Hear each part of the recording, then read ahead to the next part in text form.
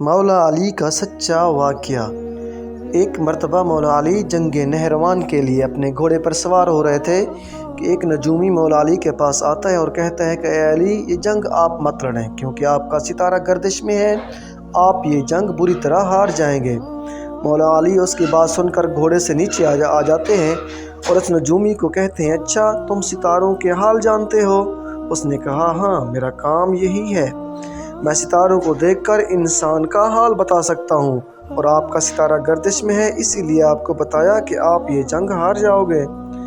مولا علی علیہ السلام نے اس نجومی کو کہا، اچھا وہ سامنے ایک گھوڑی ہے جو پیٹ سے ہے، بتاؤ اس کے پیٹ میں نر ہے یا مادہ؟ اب وہ نجومی خاموش۔ مولا علی نے کہا، تم تو کہہ رہے تھے کہ میں ستاروں کا حال جانتا ہوں، یہ تو تمہاری نظروں کے سامنے ہے، تم تو اس کا حال بھی نہیں جانتے۔ مولا علی علیہ السلام نے کہا، اچھا بتاؤ کون سا ستارہ جب ٹوٹتا ہے تو اونٹ بھر ایک حرکت ظاہر ہوتی ہے؟ اب پھر وہ نجومی خاموش۔ مولا علی نے کہا، اچھا اس میرے گھوڑے کے پاؤں کے نیچے زمین پر ایک چیز ہے، بتاؤ یہ کیا ہے؟ نجومی خاموش۔ مولا علی نے کہا، تم آسمان کے تو کیا زمین پر بھی تمہاری نظروں کے جو سامنے ہے وہ بھی نہیں جانتے۔ سنو اے شخص، میں علی ہوں، اب تجھے میں بتاتا ہوں کہ علی کی زندگی کی سب سے کامیاب یہی جنگ ہوگی۔